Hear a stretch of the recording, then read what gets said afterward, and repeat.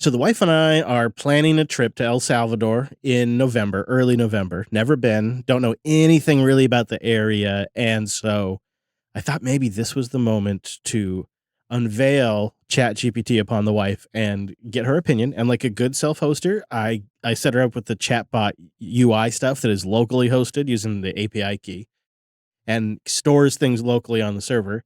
And you know what? I'm going to say spouse approved. She's been really using it and finding it useful to ask travel questions, planning questions, gardening questions. It's kind of, I think, what she always wanted Google to be. It's legitimately pretty useful as a planning tool. Just this weekend, we went to Wookiees in the Woods, as you probably know if you listen to more than one episode. And we had one night in Helen, Georgia, which is this Bavarian-themed mountain town. And I just asked ChatGPT, what are the restaurants I should check out for dinner and for breakfast? And it gave me a list of 2 or 3 for each thing. It's pretty sweet. So maybe you could ask it how not to get, the pat down at the El Salvadorian border. Right? Yeah, or shanked or robbed or anything like that. Yeah. I've got to ask, what's taking you down that way then? Well, the idea started, I was invited to go to a conference down there. And I said, no, I can't do it. I can't do it. But then my son Dylan, who's gotten really fascinated in geography, was starting to talk about, I'd love to go to El Salvador. And he's been researching El Salvador on his own and getting really excited about El Salvador. And I thought, wouldn't that be quite the 14th birthday present, is to go to El Salvador? And I'm really curious about the area because you read so many different controversial takes on what's going on down there and what it's like. And you hear a lot. So I thought, let's go and find out. And I don't know. I think I'm going to try to do like the Airbnb thing. I'm trying to find tech companies and listeners that are down there. I'd love to do a meetup if there's enough listeners. I'd love to interview some tech companies if there's folks down there that speak English that are in the tech industry. So maybe do a little work while I'm down there too. Should be, I hope, fun. And, depending on the way things go down there for the next 10 years, I'd like to maybe come back in a decade and see where things have gotten. Maybe for the better, maybe for the worse. And so I thought now would be the time to go. It should be a really interesting trip. It's not an area of the world, I'll be honest, I know a huge amount about.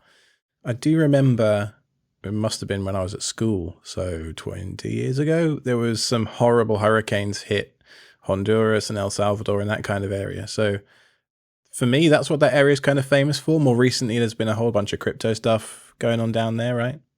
Yeah, and crime, unfortunately. I mean, not more recently, but I think crime has also been another thing that's been known for. And so one of the things that I'd love to get my eyes on is they have a pretty controversial president. Like you mentioned, he's enacted Bitcoin as one of the local currencies. No other crypto, just Bitcoin. There really is no other crypto.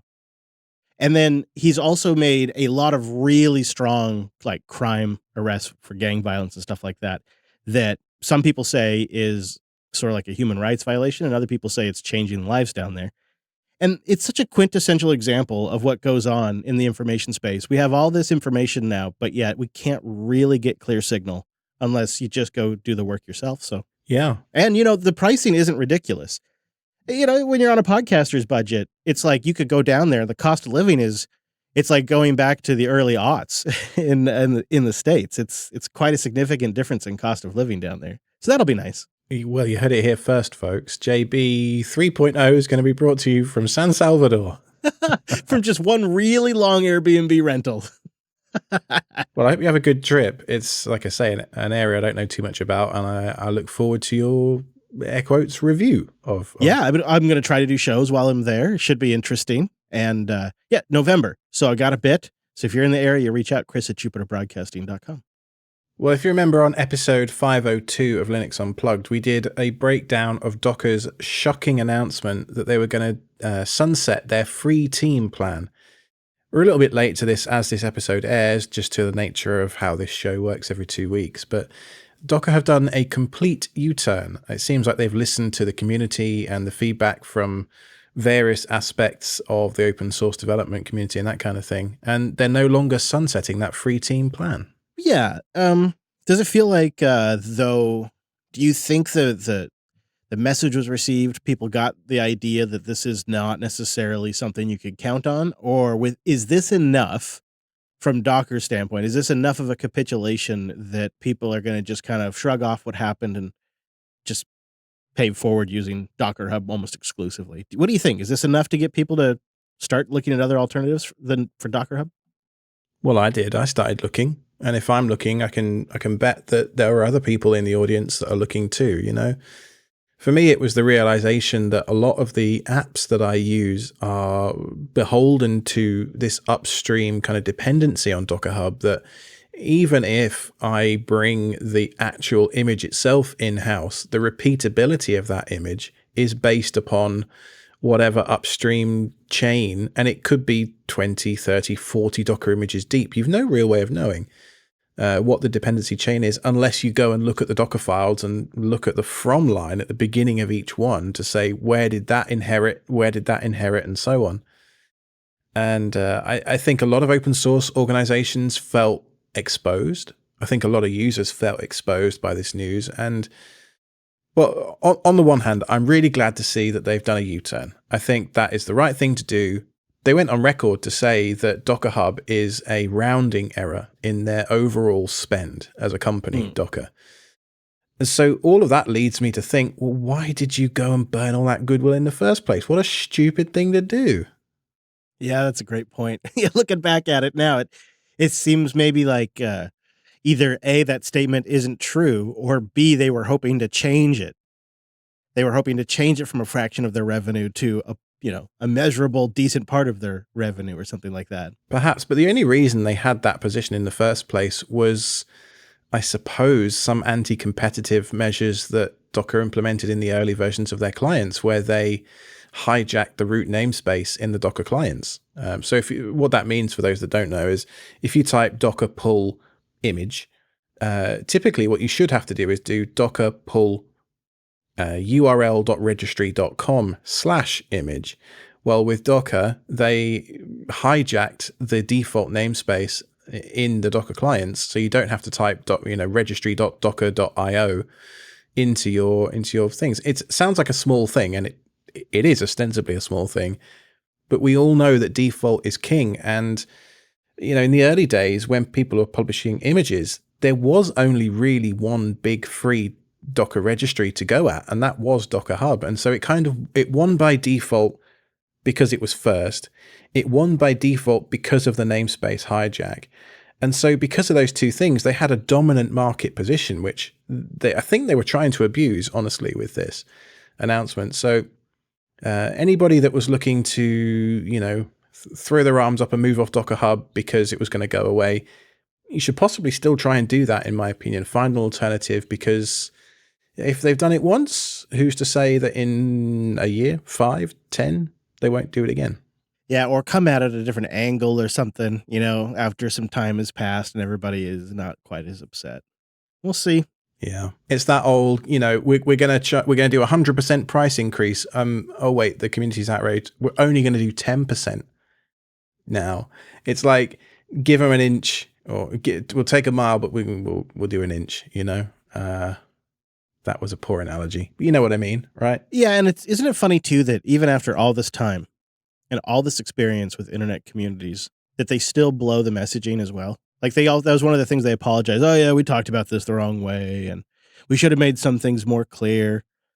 It's just incredible at this point in time that still gets messed up.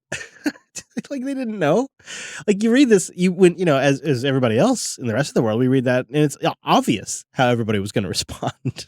Maybe they didn't realize quite how lucky they were in their position. And then when they start running the numbers and they see the blog posts and the, dare I say, podcasts and stuff that chastised them for this announcement, and they realize, oh, actually people do care. People do use this. Companies do rely on us to provide reliable infrastructure, and they're not going to trust us to run their data center platform if we pull the rug. Maybe they just didn't realize how dominant their position was. Maybe it was arrogance. It also feels like maybe they thought about it a bit, and if you change this, it's kind of a domino effect. Well, if I stop doing it this way, well then why don't I start changing this? And if I'm changing this, I might as well change that. And then before you know it, you're using Podman. Yep, exactly. I mean, yeah. I should note that there are a plethora of Docker Hub alternatives these days. The live chat's busy listing them all. There's key.io, there's GitHub Container Registry, although that one, yeah, I mean, both of them actually, you're swapping Docker for Red Hat or Docker for Microsoft. There isn't a proper vendor agnostic major Docker repo for images. I don't know if there ever will be, simply because of the bandwidth costs required, So it's a real problem. It is a real problem. And the only genuine solution to this upstream reliance is to bring the entire chain of your build pipeline for your Docker images in-house, from the scratch image all the way to your built deployed image, which that's kind of a shame. That kills the fun, doesn't it? Yeah, a little bit. Yeah, but you know what is fun? New version of Proxmox 7.4 has been released. Now we've got to get the important thing out of the way first. And I think this is going to be the straw that breaks the camel's back for Chris's adoption of Proxmox. Oh, no. There's a dark mode. An official dark mode for Proxmox. No more hacks. Great. That's fantastic. The fully integrated Proxmox dark theme is now available for the web interface. Yep. Well, I should have loaded Dark Reader just so I could read that in dark mode. So Proxmox 7.4 was released recently. Updated versions of QEMU, LXC, ZFS, and Ceph are in there. New Linux kernel, so an LTS kernel in there, of 5.15. Now, what was particularly interesting to me in this announcement, when you dig into the notes a little bit further down in the kernel section, there is now a brand new option to run a non-LTS kernel. And in this case, that means kernel 6.2. Oh, that's great. That's great. That's what gets me. And so for those of you that don't understand why that's a big deal, the kernel in Linux, which is, it's often confused with Linux as the desktop, as the operating system or whatever, but Linux is actually just the kernel. So that's responsible for translating what you type in a terminal, say, into commands that the hardware can actually understand. So it sits as a layer between the physical devices you have in your system and the user space kind of area that you're living in. And the kernel sits in the middle, a bit like, Men in Black, the guy in the mailroom with 18 arms. That's basically what the kernel's doing. Like it gets requests in, it says, hey, I'm going to send this thing over here, a network request, whatever, a hard drive request, a CPU request, whatever it is. And it has a whole bunch of logic inside of it to deal with all of that stuff. So now we know what a kernel is. We can understand why a more modern one is important, because the kernel contains drivers which interface with newer hardware. So if you have a new graphics card, let's say an Intel Arc GPU, for example, and you wanted to run that under Proxmox, well, you wouldn't be able to under 5.15. With 6.2, I think 6.2 anyway, you can. Yeah, that's pretty much it. There's all kinds of hardware reasons, but the Arc's a great example. And I'm always, myself too, I know this is heresy, but the problem with something like 5.15, the Linux 5.15 kernel, is that it came out a long time ago.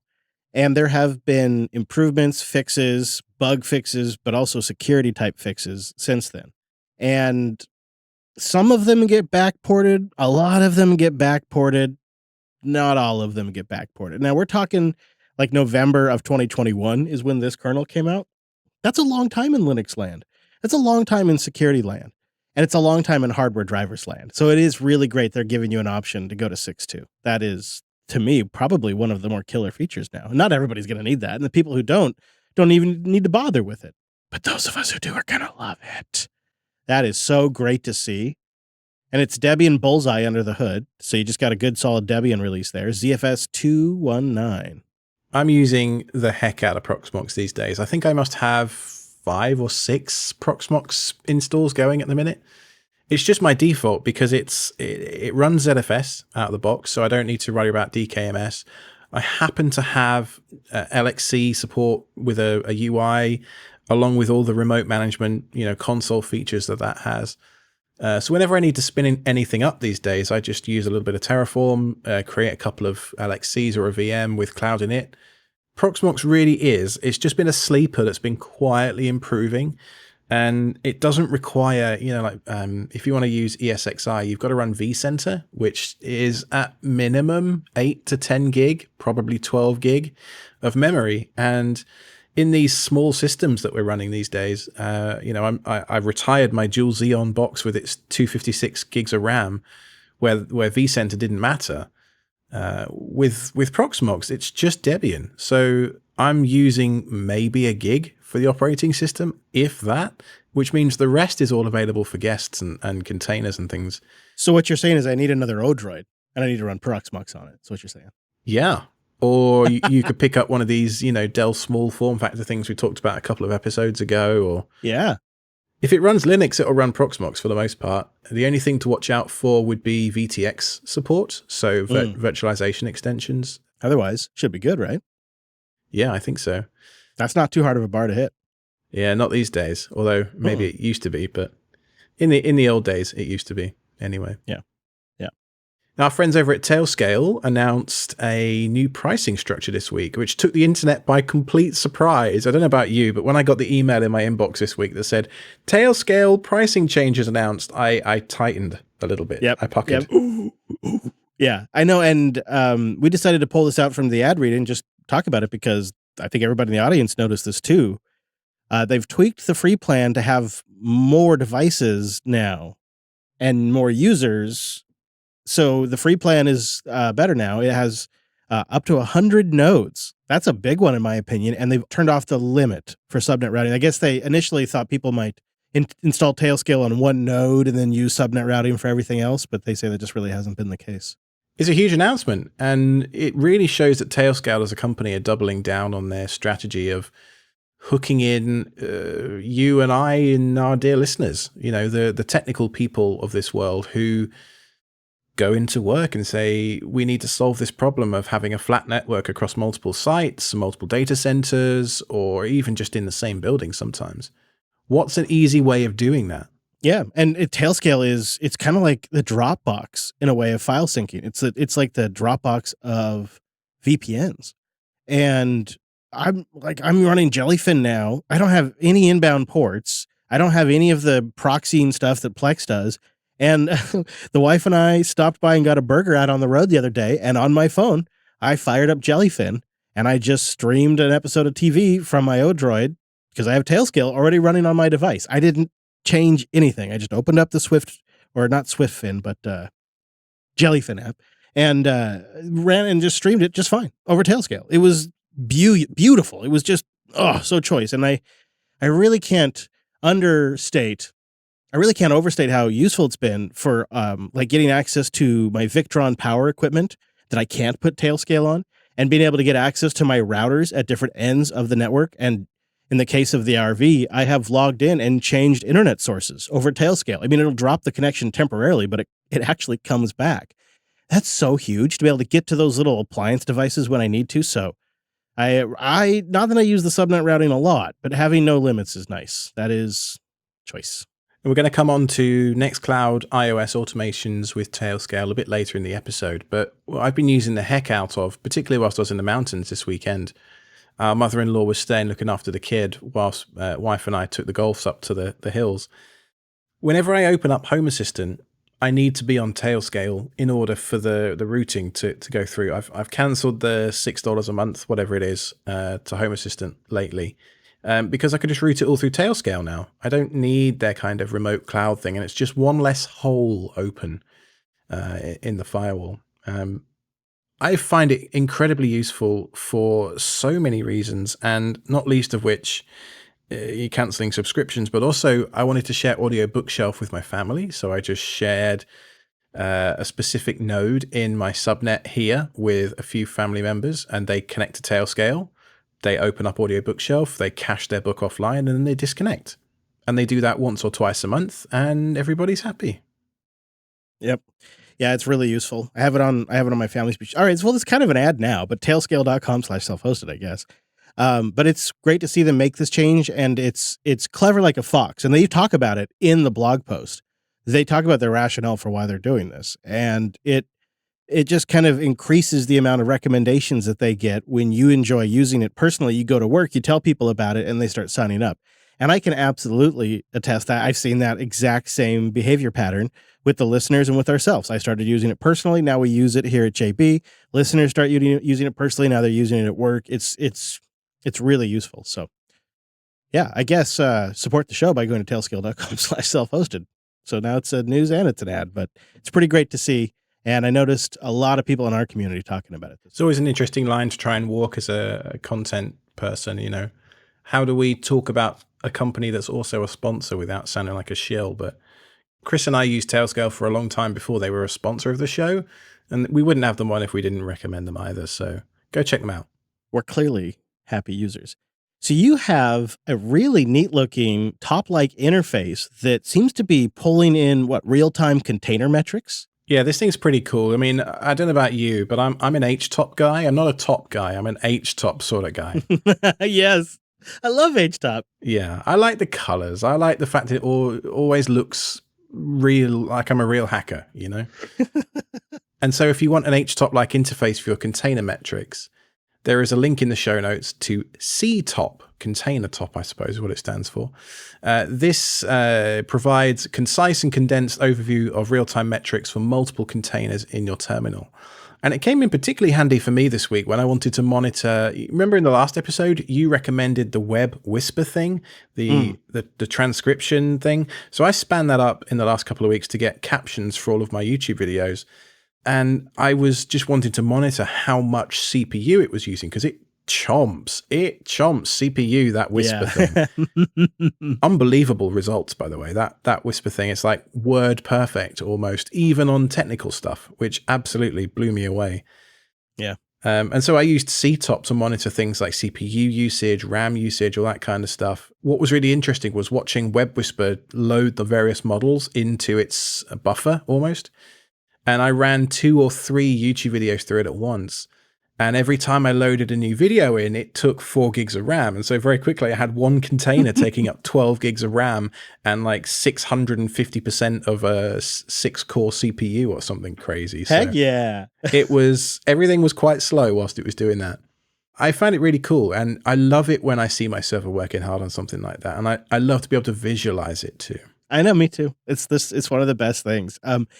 So the thing that really made Whisper work, and Web Whisper in particular, for me, and sounds like for you, was the CPP version, the CPU version. The individual who does a lot of that work is working on other projects to make more of these work on a lot of CPU cores. And it isn't as fast as the accelerators, like the GPUs or like maybe the M1 neural chip.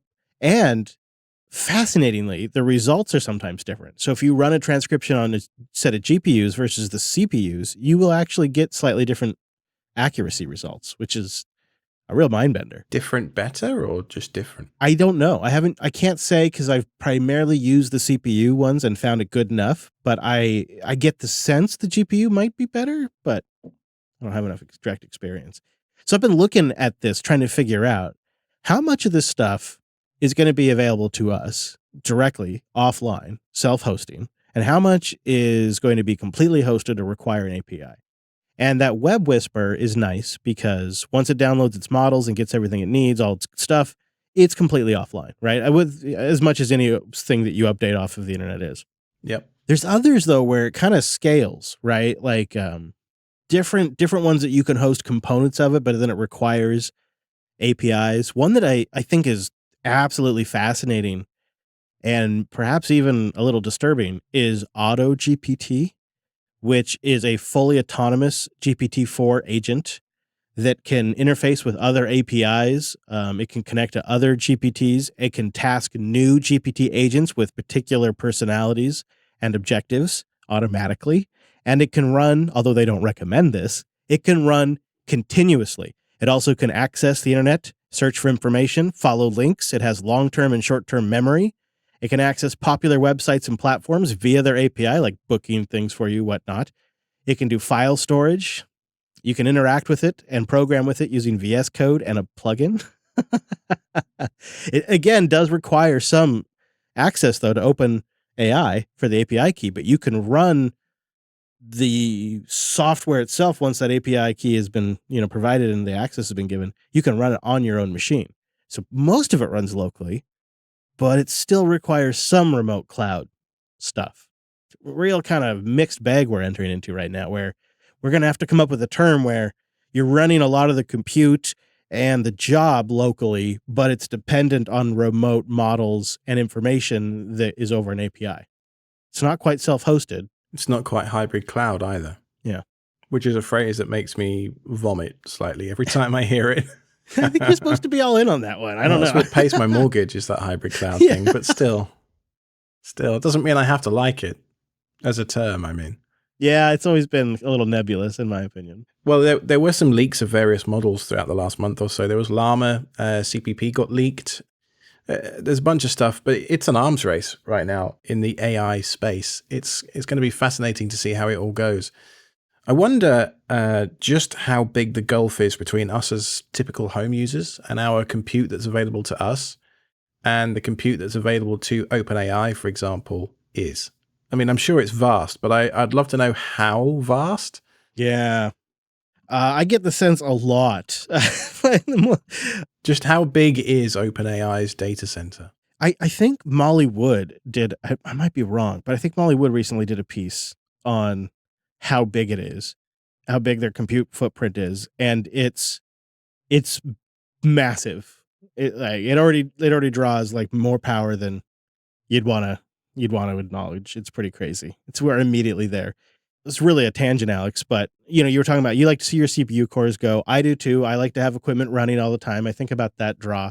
I think about things like analyzing my media library, detecting intros that can really blaze the cores, things that are like, stable diffusion that I'm using all the time, Chat GPT.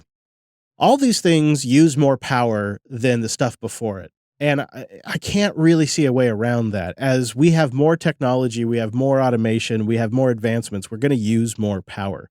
If we want transporters and warp drives and tractor beams and phasers, we're going to need more power. If we want teleporters, we're going to need more power. If we want replicators and holodecks, we're going to need more power. And so, like, if we want everybody driving EVs, how about let's bring it a little more real? If we want everybody driving EVs, we're going to need a lot more power.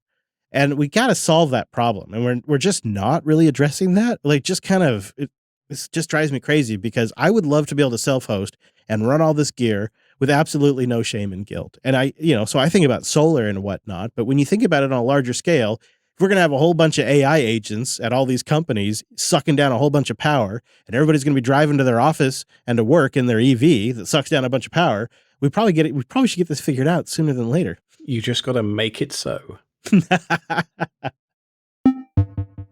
Linode.com/SSH. Go there to get $100 in 60-day credit on a new account and support the show while you are checking out fast, reliable cloud hosting with the best support in the business.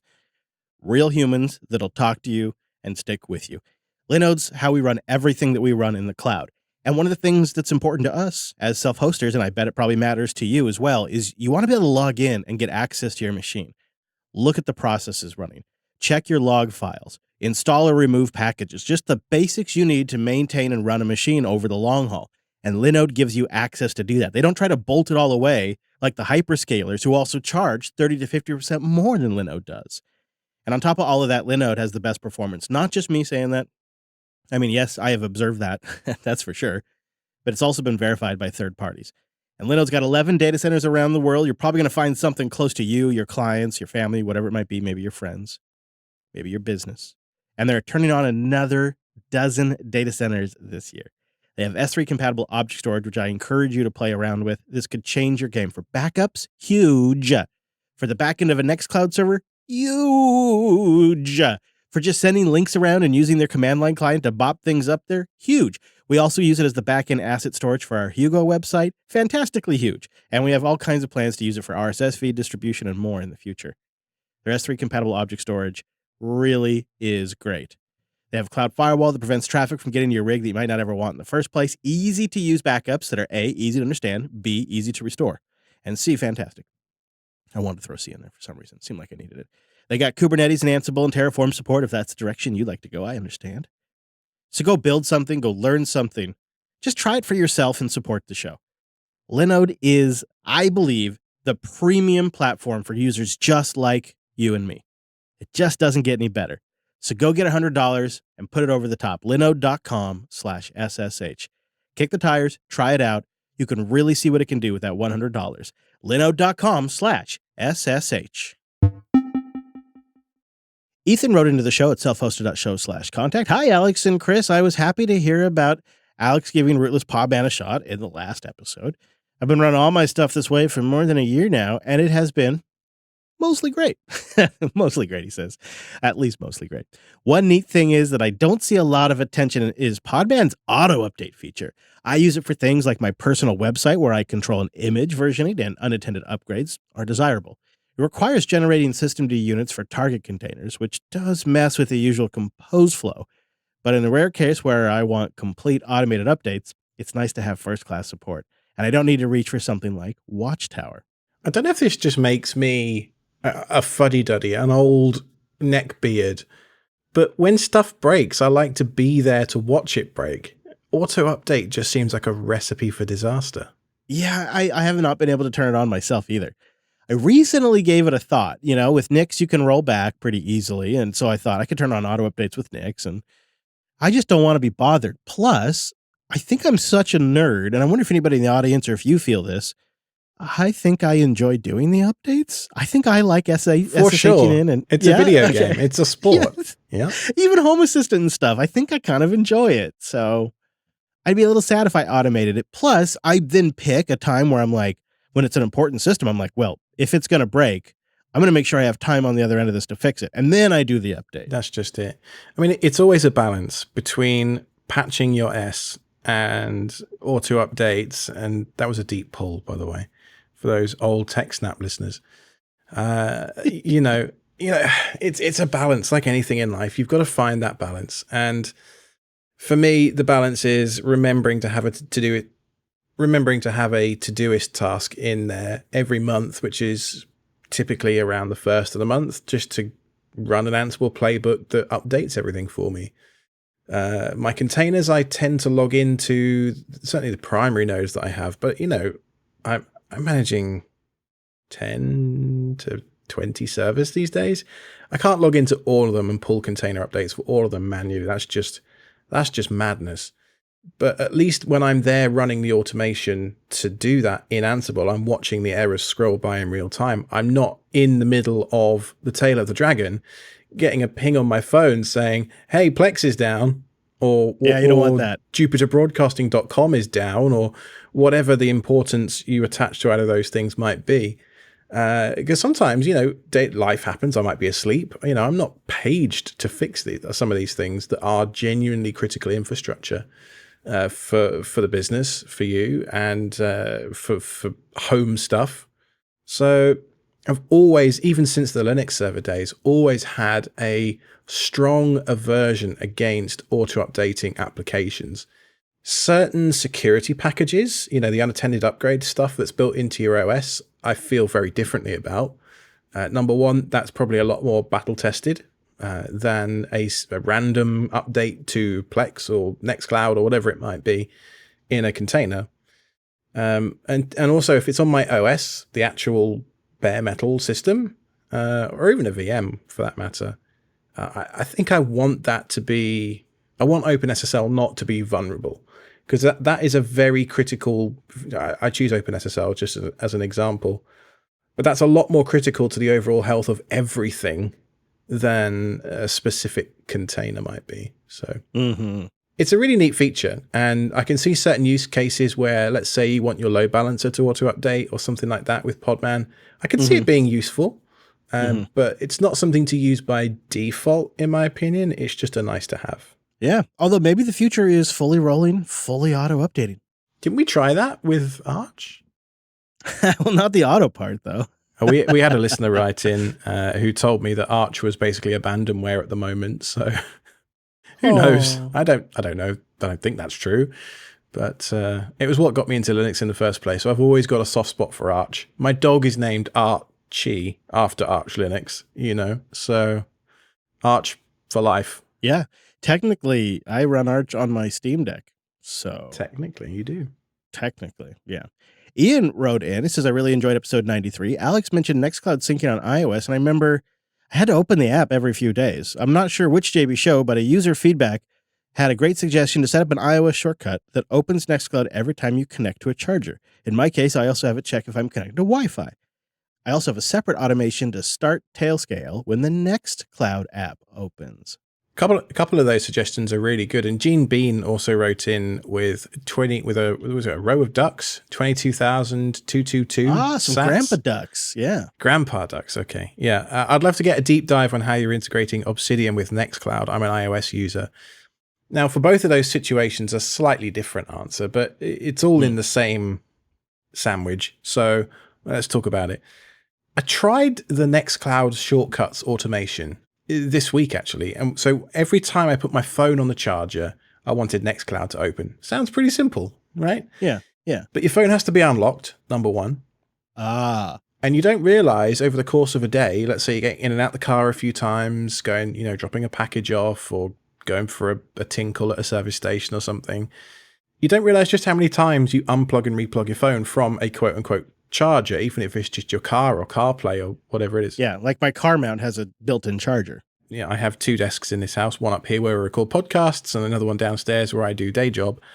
I have a wireless charger at both of those places. And so Nextcloud wants to open every time I put my phone on and off the charger, which could be as often as every time I get a text message, which gets kind of annoying. And then you get the idea, right? So I put my phone on the charger at night and it's on the bedside table and it's not unlocked and it then pings at me and is bright in my face. You must unlock your phone to open Nextcloud. I'm like, I don't want to do that. Thanks, Apple. So I really, I like this idea in theory, but in practice, there aren't enough knobs and dials exposed through the iOS automation and shortcuts engines to do anything truly meaningful with this. It's never going to happen. Apple are never going to listen to this, but if they do, I would love to see some kind of a background API that you could call for 5 minutes when on a charger to do exactly this kind of thing. That would just be perfect. Never going to happen, but that's what I'd like to see. Now, how I solved this issue with Obsidian is I moved my Obsidian Vault into iCloud Drive, which is not a self-hosted option, but it's been incredibly reliable for me, and it's what's finally bridged the gap with Obsidian onto my phone without paying for Obsidian's outrageously expensive proprietary sync service, which I hear works very well, but it's just too rich for my taste. iCloud Drive works really well. I don't need any shortcuts or anything like that, and that's how I solve that problem. I saw a couple of folks talking about the way that they have essentially, I think they did because you can do iCloud Drive for Obsidian, or you can do local folder. And then once you do local folder, you can use that sync thing app that isn't quite sync thing and maybe sync the folder of Obsidian that way. Or it's just that is a bit of a downer, that way that works. If you're all in on iCloud though, for that kind of stuff, it makes it really easy. And, I think you could probably trust the security of that, but I guess you just don't really know. The iCloud stuff works really well unless you're a Linux desktop user. And then or you want to use an Android phone too. You move between Android and iOS. Yes. Then you're SOL. Yeah, then you really are like, I should just pay. Because on Android, they really push it towards just paying for the service. Yeah. Which is funny because Android, you can background sync with Nextcloud just fine. And in fact, actually, that's what I did with Nextcloud on desktops for a year. It was only once I put the Vault into iCloud that I actually started using it on mobile. And I am all in on Obsidian. I listened to you and Wes and Brent talk about LogSec in the most recent Linux Unplugged this weekend. Sounds super interesting. I'm so deep into Obsidian now, though. Yeah, I think, I don't know. LogSeq just doesn't quite work for my brain. I tried it for a bit. Same situation, by the way, with iOS and Android, where it just basically pushes you towards iCloud Drive on iOS. With LogSeq, it's all one flat list, and then you're supposed to build these sort of things around it. Yeah, I don't know. I'm having pretty good results. I hate to say it with Joplin. If I use VS Code as the editor, you can get a Joplin VS Code extension that integrates. And so it just shows like all your Joplin notes, like a file system in VS Code. And then you're using that UI. And I just find that to be at least a little more robust because for me, for whatever reason, Joplin on the desktop is super slow. Why do you say, is that why you say you hate to say Joplin? Because of the desktop side? Yeah, I haven't been happy with the desktop side. It also seems to be the least flashy of them. It's just sort of a real bare bones Evernote alternative. And it doesn't do everything I wanted. Obsidian, I think, does probably more through the plugins with search and contextual search and whatnot. But I have liked the fact that it just produces markdown files like Obsidian, and it syncs through Nextcloud over Tailscale. And so on all of my different OSs and Android and iOS and Mac and Linux, I can just use Joplin and have it sync through Nextcloud. So that's been nice. And I don't have to have any account. I think that was the other thing that really was nice is I don't need to set up an account with anybody. I never have to log into the Joplin app. I just launch it.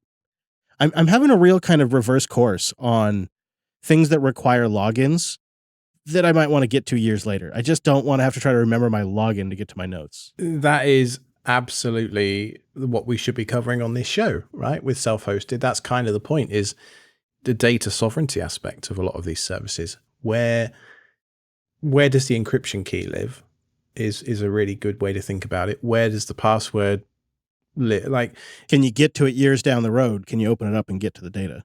If you don't have plain text files on your drive that you can then choose a method to encrypt if you want, there's going to come some point in the future where you can't access that stuff anymore. Mm-hmm. I watched a really interesting video on Obsidian this week from Christian Lemper, who's a YouTube guy from Germany, I think, who does a bunch of home lab stuff. But he did an Obsidian episode this week about all the plugins he's using. Put a link to that in the show notes. I think he goes through his top 5 plugins. There's some useful stuff in there, particularly around like the data view plugins and stuff that are a bit more Obsidian proprietary, that make plain text files function a little bit more like a database. It's cool. Go check it out. Antoine 1109 came in with 30,000 sats this week. On the last show, you guys were talking about self-hosting and being left behind with this new AI landscape. We're pondering that this week too. I wonder if it'd be possible to sort of get like a SETI/BitTorrent type of distributed approach. Could we possibly create networks with like-minded trusted peers and use something like IPFS to store and share the data? Could you think of a way we could come together as self-hosters and combine our power? I could see the JB community having quite a bit of influence in that. Love the show.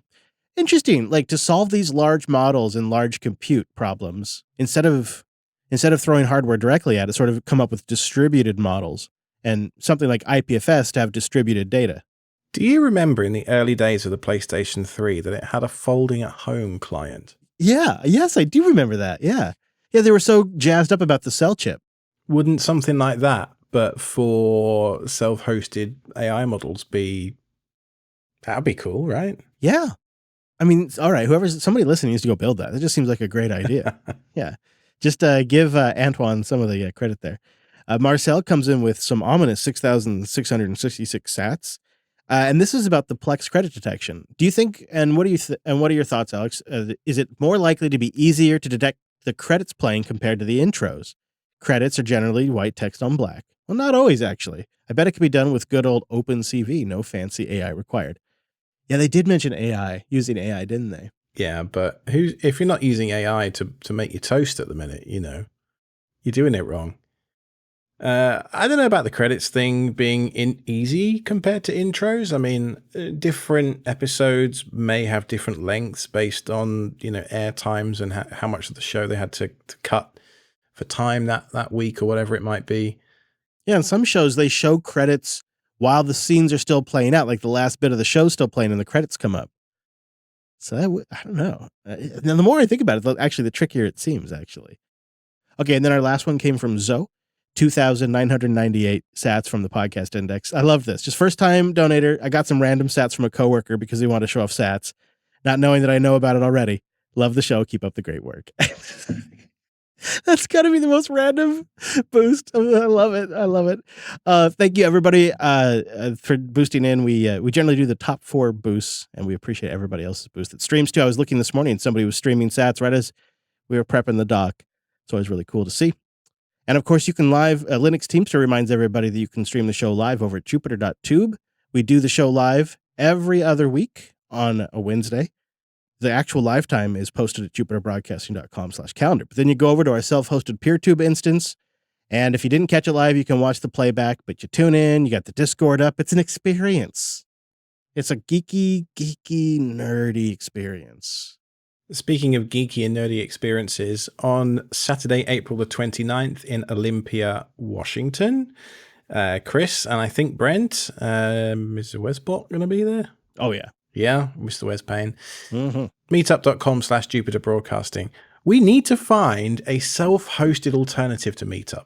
I'm aware of Get Together, but it kind of got the thumbs down from the community. So I don't know. Maybe it's gotten better. Maybe there's something else. Would really like feedback. As always, a big thank you to our SRE Site Reliability Engineer subscribers. You are the ones that make the show genuinely, actually, truly possible. You support the show. We give you an ad-free feed. We do a post show for you as well. You can go and subscribe over at selfhosted.show/SRE. Yes, thank you, everybody. We really do appreciate it.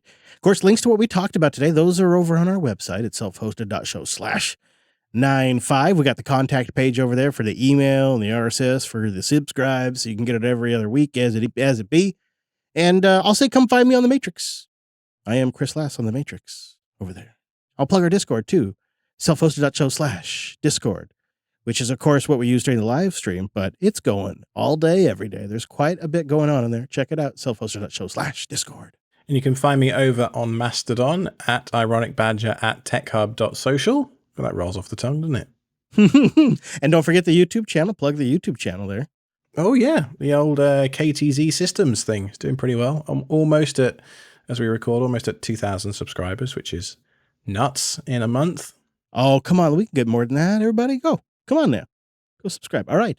And you can follow the show on the Twitter if you like, at self-hosted show. But, you know, I understand if you don't. It's Twitter. It's old now. I get it. Great plug, Chris. You're quite the salesman. I'm really feeling it these days. Quite the salesman indeed. As always, thanks for listening, everybody. That was self-hosted.show/95.